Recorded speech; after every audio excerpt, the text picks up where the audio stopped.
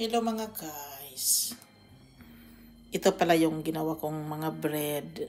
Itong sa Pikas, ano lang, normal lang naman pero nag-iba na yung design niya. Para siyang ilord din ng Pilipinas pero hindi. Swedish ito guys. Ito yung empanada ko na ginawa ko. Para maiba-iba siya. Ginaganito ko para change.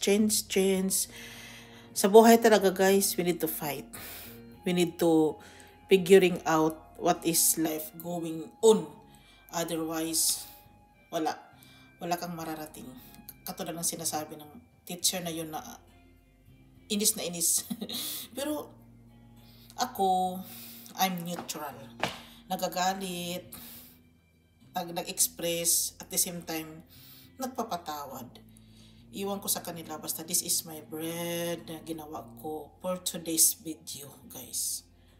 Wala lang, I'm sharing to you na ito talaga yung nagawa ko para naman siyang napagting sinibib. Oo nga para siyang napagting. Luhit lang naman yung ginawa ko, but andito talaga yung mga mga best friends ko. Guys, dito na lang ako. Maraming salamat. Bye.